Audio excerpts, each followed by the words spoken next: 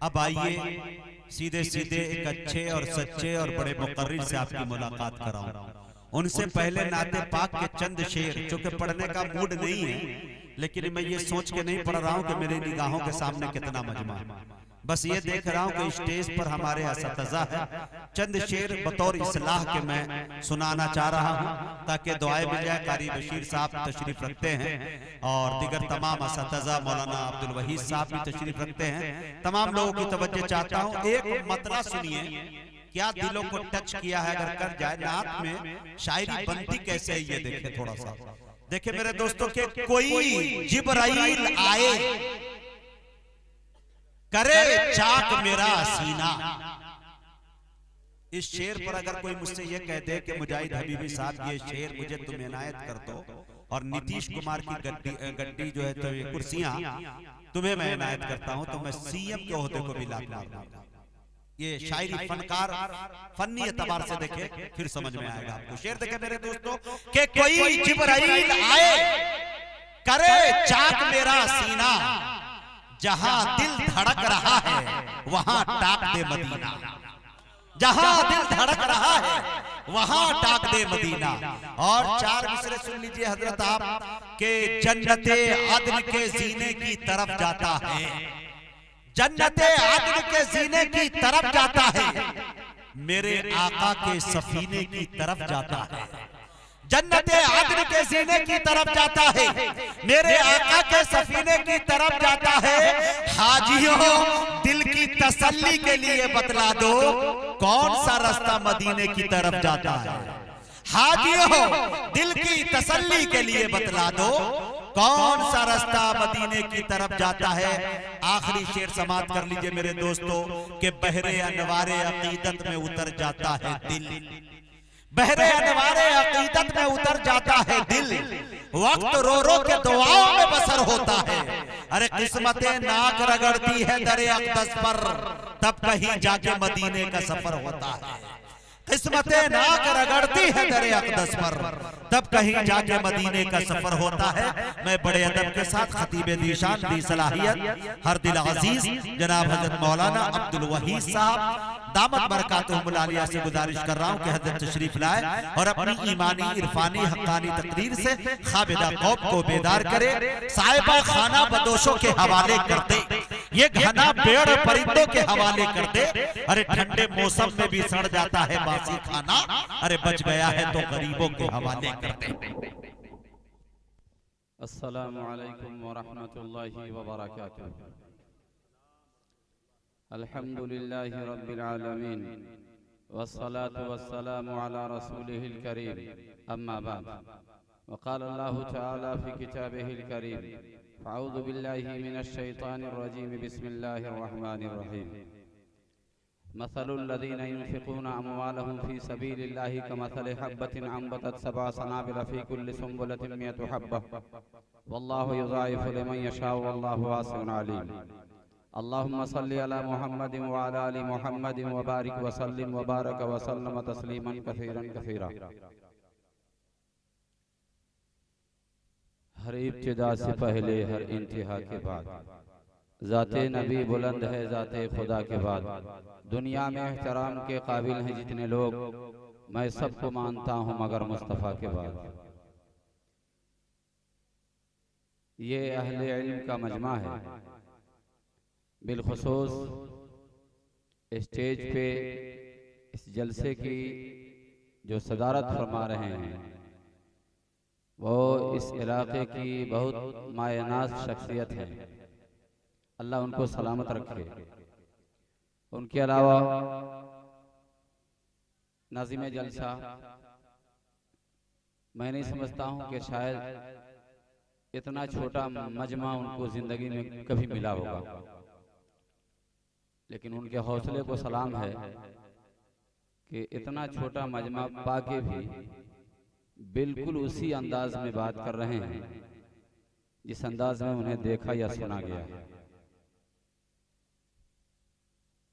दिगर मौजूद उलमाए किराम जो स्टेज पे तशरीफ फरमा हैं, अल्लाह इन तमाम उलमाए किराम को सलामत रखे।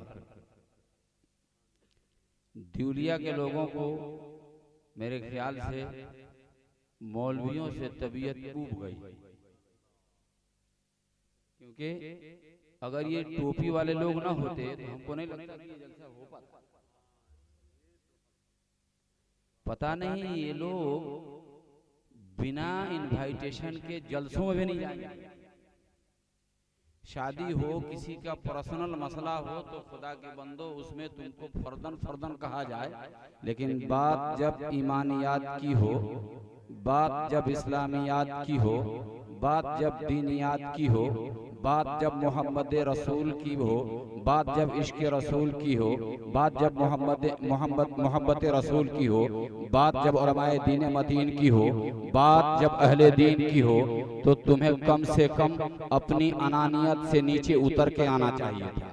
तुम्हें अपनी ताकत से नीचे उतर के आना चाहिए था। तुम्हें समझना चाहिए था कि मोहताज बन के बैठेंगे तो हिदायत नसीब होगी, लेकिन समझ में नहीं आ रहा है। बहरहाल मैं बहुत मुख्तसर वक्त में आपसे रुखसत हो जाऊंगा। दीन की बात बताने वाला आपका मोहताज नहीं है, जिसका ये दीन है वो आपका मोहताज नहीं है। न वो मेरा मोहताज है, न आपका मोहताज है, न सुनने वाले का न कहने वाले। मोहम्मद अरबी सल्लल्लाहु अलैहि वसल्लम ने जब अपनी बात रखी थी तो सारी दुनिया मुखालिफ थी, आसपास के लोग मुखालिफ थे, लेकिन आपने अपनी बात छेड़ी। कोई सुने तब भी, न सुने तब भी, माने तब भी, न माने तब भी। हमने भी वो रुख अपनाया है और कोशिश की है। रात काफी तकलीफ दे है, क्योंकि सर्दी के इस मौसम में और ये शामियाना खुद रोने लगा है, और इसमें भी आपने मुफ्ती साबिर साहब का पसीना छुड़ा दिया। स्टेज पे बैठ के मैं देख रहा था कि इनके माथे से पसीना टपक रहा था। इस सर्दी के मौसम में अगर किसी नौजवान का पसीना आपके सामने दीन की बात कहते हुए निकल जाए, इसका मतलब ये है कि आपने पसीना छुड़ा दिया। लेकिन आप कहां तक समझे हैं, कब तक मानेंगे, खुदा जाने। कैसे मानेंगे, खुदा जाने। दीन की तालीम को यूं समझा जा रहा है कि इसकी जरूरत ही नहीं है। ओवर टाइम वाला काम इसे बना दिया गया कि जी बच्चा हमारा स्कूल से फारिग होगा, उधर से आएगा तो 2 घंटा के लिए, 1 घंटा के लिए मौलाना साहब के पास चला जाएगा, 1 घंटा, और उसमें वो सारा कुरान हदीस पढ़ के मुफस्सिर बन जाएगा। न उसे काजी की जरूरत है, न उसे किसी की, तो खुद ही सब कुछ। याद रखिएगा, जिन तालीमात को आप तालीम समझते हैं, आपको पता नहीं है कि वो कहां लेके जा रही है। आपको मिसाल के तौर पे समझा रहा हूं। किताब जब स्कूल के बच्चे लेके चलते हैं तो उनका बैग पीछे होता है, किताब का बैग पीछे होता है। नहीं तो साइकिल पर जाने वाले बच्चे और बच्चियों को देखेंगे, क्लियर पे किताबें होती हैं। तो जिस तालीम को हासिल करने के लिए किताबें बैग में रखी जाती हों, वो तालीम आपको आगे चलाएगा कि कहाँ चलाएगा। हमारा नमूना देखिए, जब हम तालीम देते हैं, जब हम बच्चों को पढ़ने के लिए बुलाते हैं, तो हमारा दस्तूर ये होता है, कुरान सीने से चिमटा के, बच्चा आगे नहीं, किताब आगे होती है, कुरान को सीने से लगा के मकतब जा रहा होता है, मदारिस में जा रहे होते हैं बच्चे। ये बताते हैं कि हमारा रहनुमा दुनिया में भी और आखिरत में भी रब का ये कलाम। इसीलिए आपको आगे चलाने वाली कोई तालीम, आपको मुकद्दस बनाने वाली कोई तालीम, आपको आला बनाने वाली कोई तालीम, आपको इंसान बनाने वाली कोई तालीम, आपको मानवता का दर्स देने वाली कोई तालीम है तो वो दीन की तालीम है। दुनिया की तालीम मैं मना नहीं करता, बनाइए डॉक्टर, बनाइए इंजीनियर, लेकिन सुनिए और कान खोल के सुनिए कि डॉक्टर साहब, इंजीनियर साहब, प्रोफेसर साहब, चाहे IAS IPS साहब जो भी हो, हमें इनसे कोई गिला शिकवा नहीं है।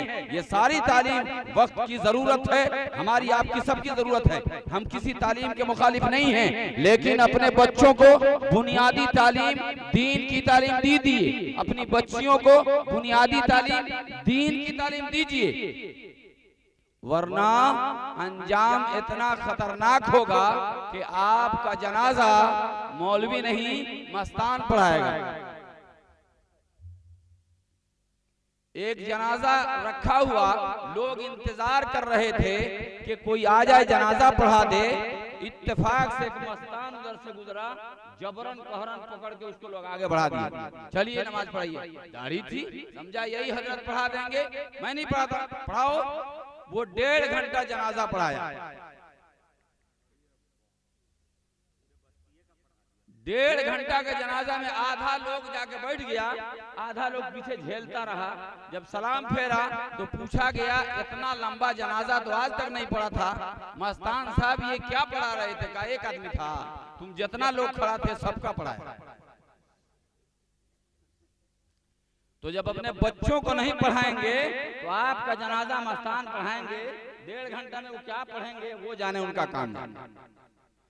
इसलिए मैं आपसे कहना चाहता हूं, इन उलमाए किराम की कदरदानी कीजिए, इन्हें पहचानिए और इन पर अपनी जान, अपना माल, अपना वक्त लगाइए, पहचानिए अपने आप को। अब मैं असल टॉपिक की तरफ आना चाह रहा हूं, जो मैं आपसे क्या रुखसत होना चाहूंगा। मैंने कुरान करीम की आयत पढ़ी है, रब्बे कायनात इरशाद फरमाता है, उन लोगों के मालों की मिसाल जो अल्लाह के रास्ते में खर्च करते हैं उस दाने की तरह है जिसमें 7 बालियां हों और हर बाली में 100 दाने हों। गोया के एक दाने के बदले 700 दाने का अजर रब्बे कायनात दे रहा है। आगे फरमाता है, वल्लाहु युज़ाइफु लिमन यशा, अल्लाह उससे भी ज्यादा बढ़ा के दे।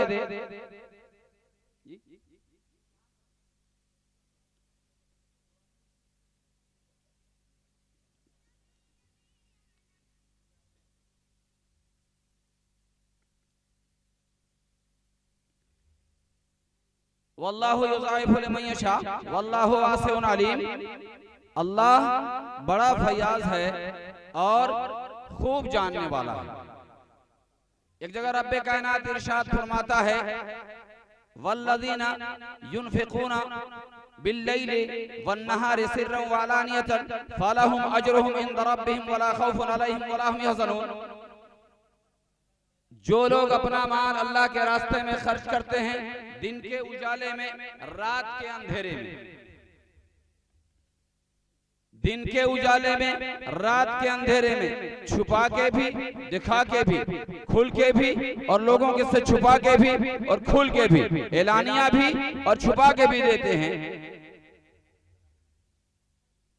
उनके लिए उनके रब के पास अजर है और वो कयामत के दिन न खौफज़दा होंगे न उनको कोई गम होगा। मेरे दोस्तों और बुजुर्गों, तफसील का वक्त नहीं है, मुख्तसरन मैं आपको इशारा करता चलूं कि जो भी इदारा दीन का चल रहा है, लोग एक सवाल करते हैं कि दीनी इदारे वाले लोग फीस भी लेते हैं और चंदा भी लेते हैं।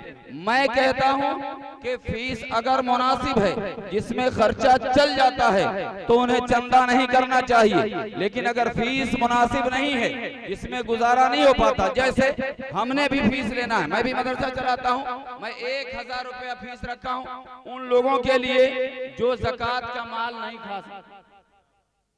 1000 रुपया में आप अंदाजा लगा सकते हैं कि वो 3 टाइम खाएगा, स्टाफ खर्च कैसे पूरा होगा। लेकिन फिर भी हिल्लत के लिए मुफ्तियाने किराम ने एक रास्ता दे दिया है, जो मालदार बखील हैं आ जाएं, कम से कम गुंजाइश। दूसरा, जिनके पास कुछ भी नहीं है, लाएं, उनके लिए दरवाजे खोल रखे हैं। बहरहाल मैं आप तमाम लोगों से ये कहना चाहूंगा कि आप जो लोग भी बैठे हैं, अपनी जान, अपना माल, अपना वक्त, अपनी सलाहियत को दीन के काम में इस्तेमाल करें। जहां आपका लग जाता है। एक सवाल और होता है कि मदारिस के काम करने वालों ने बिजनेस किया हुआ है, तिजारत किया हुआ है, मान लिया, मैंने फर्ज कर लिया, तस्लीम कर लिया आपकी बात कि ये बिजनेस और तिजारत है। मेरे से एक आदमी ने सवाल किया, मैंने कहा आपकी बात मानता हूँ, तस्लीम करता हूँ, आपकी कपड़े की 15 लाख की दुकान है, ताजिर आप भी हैं, मैंने मदारिस की शक्ल में, मदरसे की शक्ल में बच्चों को रखा और मदरसा चला रहा हूँ, बकौल आपके बिजनेसमैन मैं भी हूँ, ताजिर मैं भी हूँ, लेकिन मैं आपसे पूछना चाहता हूँ कि आपकी तिजारत से कौम का कितना फायदा है? 15 लाख की पूंजी लगाकर आपने कौम को क्या दिया है? आपकी दुकान से कौम को कितना बेनिफिट पहुंच रहा है? आइए हमारे पास, आपके बकौल मैंने बिजनेस किया है, मदरसे वालों ने तिजारत की है, माना आपकी बात को, लेकिन मैं आपसे कहना चाह रहा हूँ कि मेरे इस तिजारत में बकौल आपके मेरा फायदा है तो कौम का भी फायदा है। अगर बेनिफिट मुझे पहुंच रहा है तो मेरी कौम को भी इसका बेनिफिट पहुंच रहा है, मेरी कौम को भी इससे फायदा हो रहा है। लेकिन आपकी मंडी में सब्जी की दुकान है, आपकी मंडी में किराने की दुकान है, आपकी मंडी में कपड़े की दुकान है, आपका पर्सनली बेनिफिट है। कौमी सतह पर कौम जहन्नम में जाए, कौम भूखमरी के शिकार हो, कौम डूबे मरे, कोई लेना देना नहीं है। 2 कदम और आगे बढ़िए।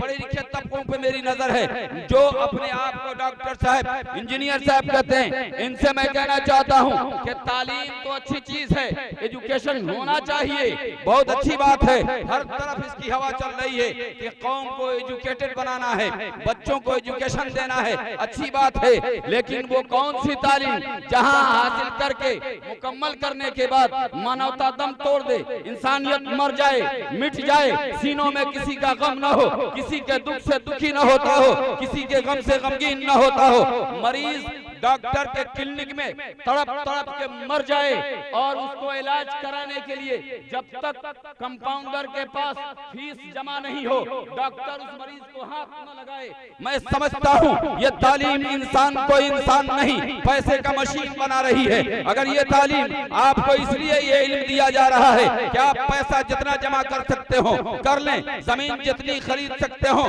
खरीद लें, प्रॉपर्टीज जितनी बना सकते हो बना लें, अगर ये मिशन है तो मैं इसे तालीम नहीं कहता, मैं भी इसे तिजारत कहने पर मजबूर हूं। इसलिए आप तमाम लोगों से मैं जानता हूं जिनको खर्च करना होगा वो छुप के भी देंगे, खुल के भी देंगे। ये खर्चे जो अभी तक यहाँ तक पहुंचा है, ये मामला आपके सामने, ये ऐसे ही नहीं पहुंचा, इसके पीछे खर्चे हुए होंगे। आपका कहना है कि दीन का काम फ्री में होना चाहिए। कल मैंने कहा पढ़ाया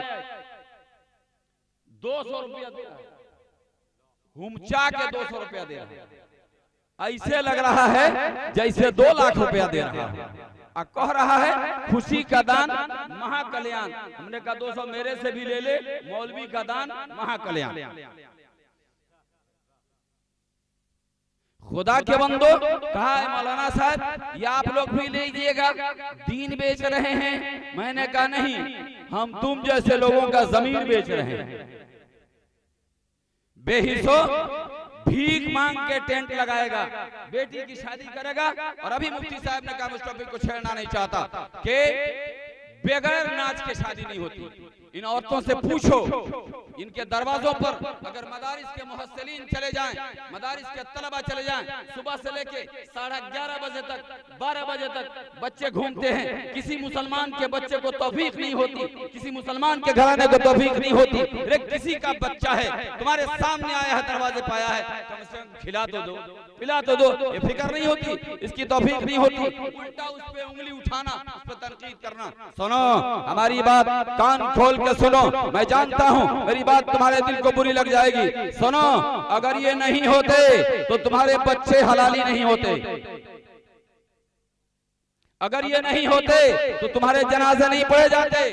ये सारी चीजें गिनाई जा चुकी हैं। मैं आप माओ बहनों से कहना चाहूंगा कि आपने उलमा को बिल्कुल जीरो समझा हुआ है। आपके दरवाजे पर जब कोई पहुंचता है तो आप कहती हैं मालिक नहीं है, आपको ठहरा आ जाए तो किसी मालिक से नहीं पूछती।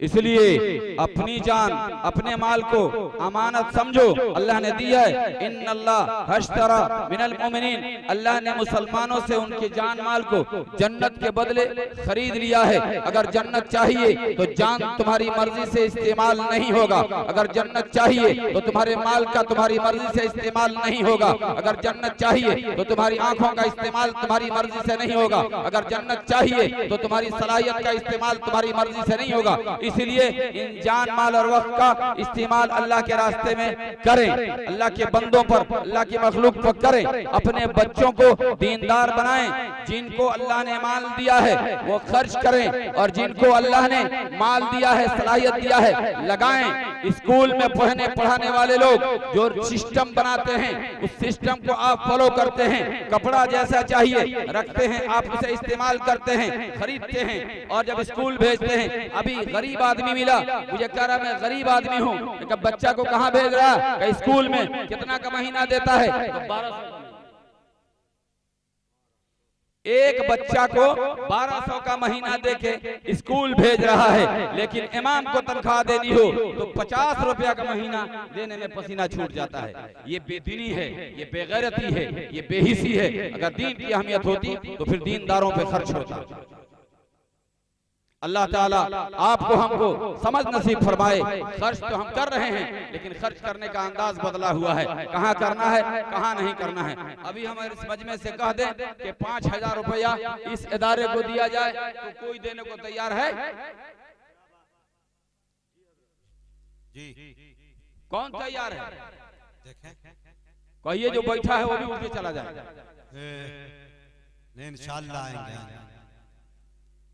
तुम्हारा माल भी अल्लाह तुम्हारे माल का मोहताज नहीं है। याद रखना कि बहुत सारे ऐसे लोग हैं जिन्हें कोई जानता नहीं है, लेकिन वो पसे पर्दा इसको संभाले हुए हैं, इन इदारों को चला रहे हैं। अल्लाह मौलाना मसूद साहब को जज़ाए खैर अता फरमाए। वो जो इदारा चला रहे हैं, यहाँ से बच्चे पढ़ के देवबंद में जाके दाखिला ले रहे हैं, बराह रास्त यहाँ से जा रहे हैं और उनका दाखिला देवबंद में हो रहा है। इसका मतलब ये है कि मेहनत हो रही है, तुम्हें दिखे ना दिखे, जिनको दिख रहा है वो लगा रहे हैं, खर्च कर रहे हैं और इदारों को संभाल रहे हैं। मैं बड़ा हैरान होता हूँ, कहीं दिल टूटता है तो कहीं दिल को संभालने वाले लोग भी होते हैं। जब हम अल्लाह के रास्ते में फिरते हैं, अल्लाह का रास्ता का मतलब इन लोगों के लिए फिरते हैं चंदा करने और भागते हैं लोगों के पीछे, तो लोग कुछ लोग हैं जो दलील करते हैं, लेकिन कुछ लोग हैं जो दिलों को संभाल लेते हैं।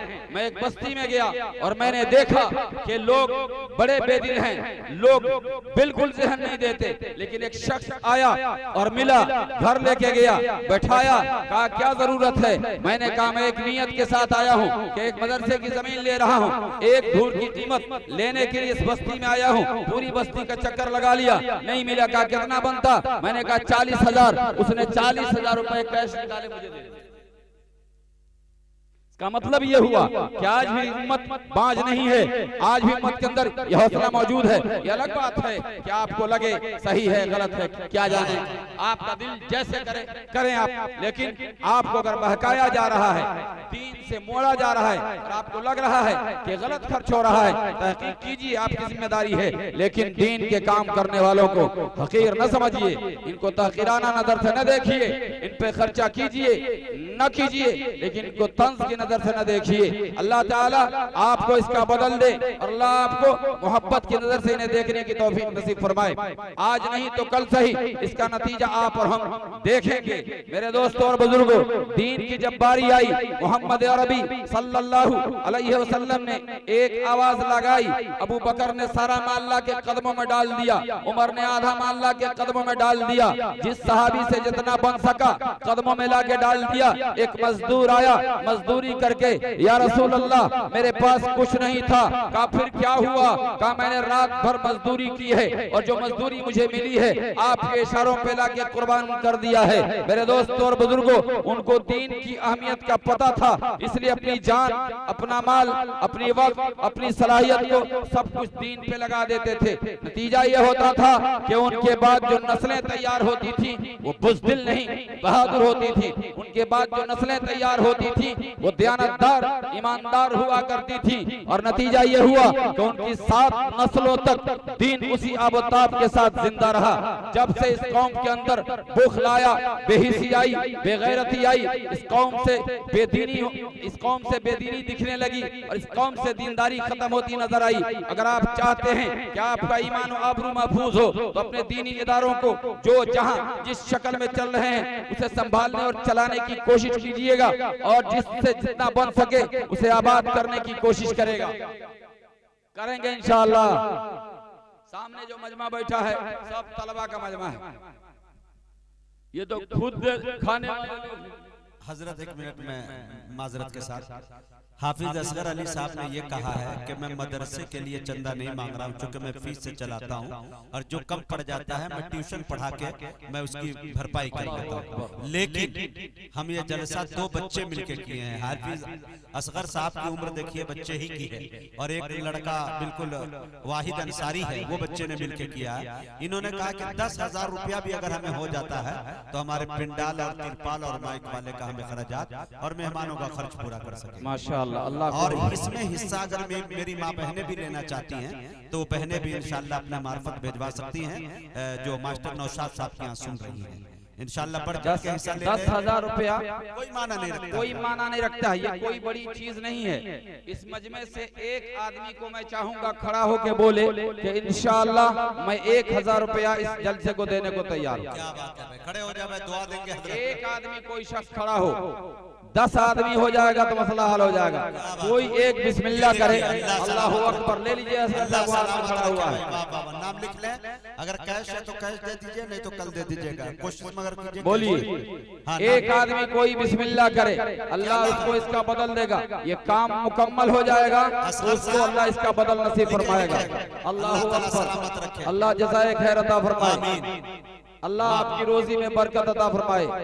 अल्लाह आपको सेहत आफियत अता फरमाए। आमीन। ये देखिए बड़ों का दिल वाकई माशाअल्लाह जी।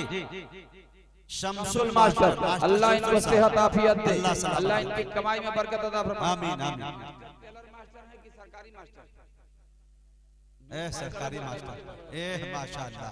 इंशाअल्लाह भी और हिम्मत करेंगे इरादे में। माशाअल्लाह। अल्लाह जज़ाए खैर अता फरमाए। दूसरा कौन शख्स है जो इसका जोड़ा लगाए? भाई अजीज बिस्तामी रहमतुल्लाह अलैह ने यहूदी से कहा था, यहूदी ने जब सवाल किया कि एक बताओ जिसका दूसरा क्या है, तो आपने कहा अल्लाह एक है उसका दूसरा नहीं है। फरमाया 2 बताओ जिसका तीसरा ना हो, 3 बताओ जिसका चौथा ना हो, 4 बताओ जिसका 5वां ना हो। आप जानना चाहते हैं, आप इन सवालों का जवाब जानना चाहते हैं तो मैं दूंगा, लेकिन पहले आप दीजिए।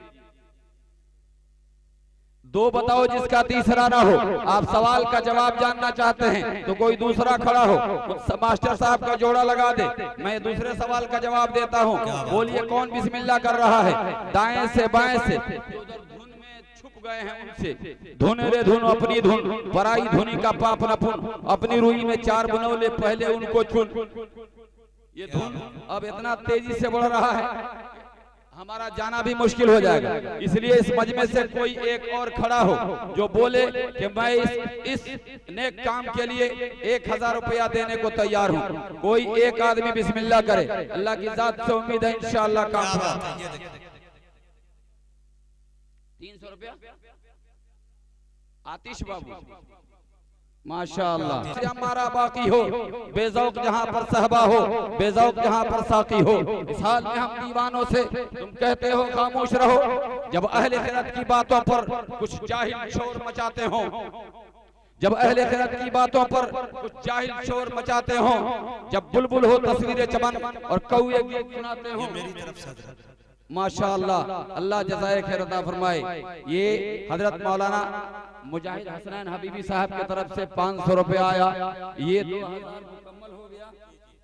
और एक मौलवी के पॉकेट से पैसा निकलना कयामत की निशानी समझिएगा, क्योंकि आप देते कितना है।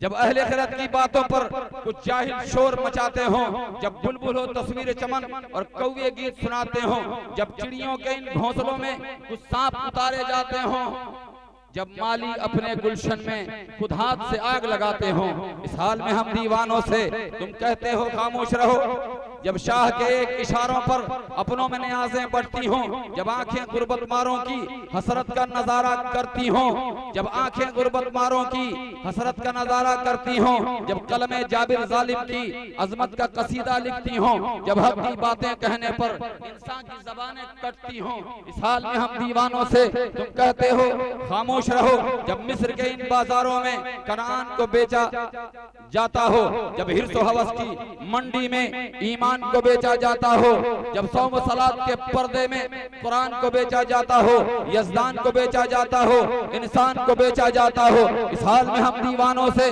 तुम कहते हो खामोश रहो।